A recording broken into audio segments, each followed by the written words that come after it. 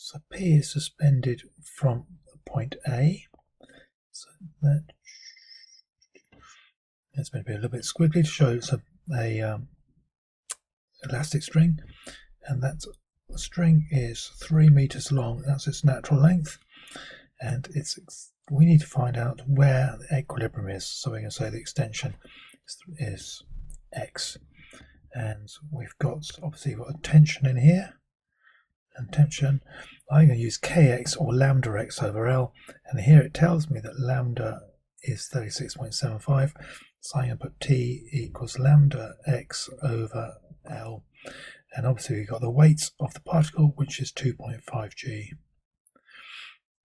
So that's what we've got to start off with. So let's do the first bit. We're going to find equilibrium. So find equilibrium, and we've got basically we're going to resolve upwards, and we're going to have the upward force equals the downward force. So we got lambda, or basically T equals 2.5 g.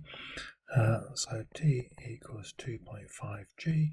T is lambda x over L, so it's 36.75 x over L, natural length, which is 3. That equals 2.5 g. So that works out that x equals 2.5 g times by 3 over 36.75, and that equals 2. So that's quite nice. So it goes down 2. Then we have a particle Q. So let's do this in. So we've got particle Q. It's released from rest at A and falls until it hits Q, and P rather, which is down here. So P hits there and then joins onto there, becomes attached to it. So I'm going to have a momentum type question here to work out the sort of like coalescing. They're joining together, so I need to find out what the velocity is when it hits. So I need to find velocity of Q after 5 meters, because it's got to fall 3 meters to there and then a further 2 meters, because that's what our x is. So I could use energy. I know it's M3, but I'm going to use Stuva. So S, the distance is 5. Really don't care about time. It falls initially 0. I want to work out what it goes at, and the acceleration due to gravity is 9.8. The one without t is going to be v squared equals u squared plus 2as. So v squared, that's what I want, equals 0 squared, which is nothing, plus 2a, that's 19.6, times by 5, that's our s, and so v equals the square root of 98, which equals 49, 7 root 2. So let's got that bit. And now I want to find out the velocity. So now it's momentum. So I'm going to have total initial momentum equals total final momentum. And we've got the momentum of P is 0, so I've got 0 plus momentum, initial momentum as it hits here of Q is going to be the mass of Q, so I need m times v.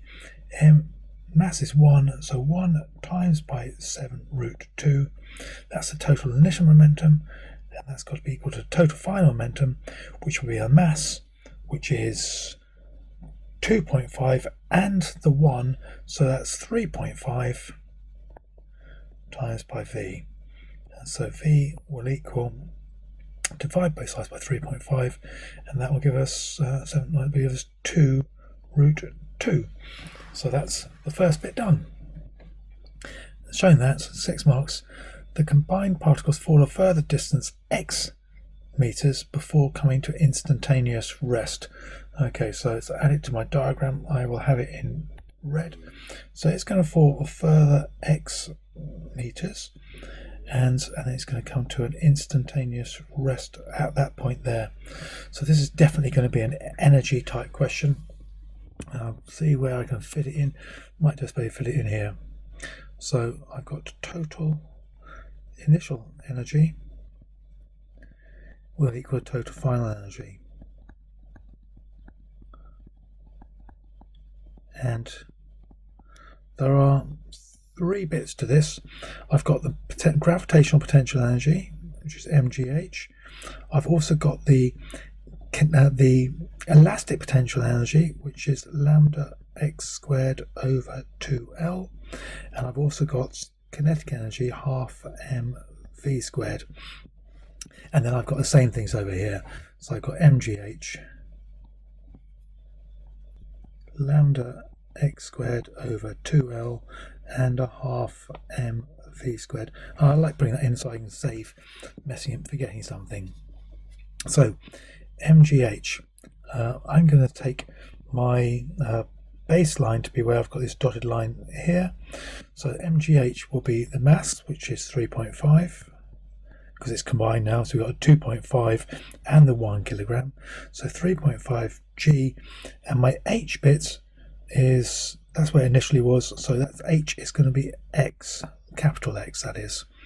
So first bit, plus lambda x squared, so 36.75 times by x squared, and initially x was 2 meters, so that's 2, so it's 2 squared, so that'll be times by 4 all over 2 times natural length, that's 2 times 3, that's 6, and then plus a half times the mass, which is 3.5, times by the velocity squared.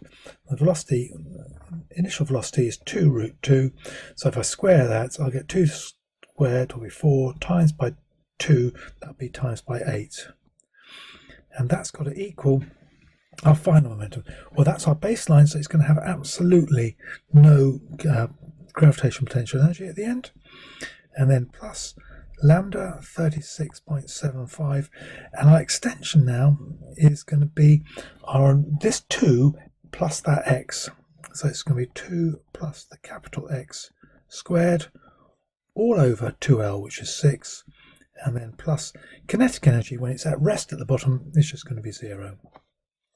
And now I can multiply. I don't like these to divide by 6's at the bottom, so if I times everything through by 6, that'll give me 205.8 x plus 147 plus 84 equals 36.75 times by, square that, 4 plus 4x plus x squared, like so. And I can do a little bit of tidying up with all this. I'll probably do it in an extra step, but I'm just going to do it quite quickly. That gives me 36.75 x squared minus 58.8 x minus 84 equals 0.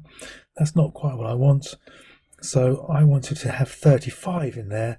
So what I'm going to have to do, I'm going to have to divide that by 36.75 and multiply it by 35. So actually I'm just going to multiply it through by that fraction, and that does give me 35 x squared minus 56 x minus 80 equals 0. A little bit nasty there to change it into this expression here, but really that's not too bad a question, and that's question 5 done.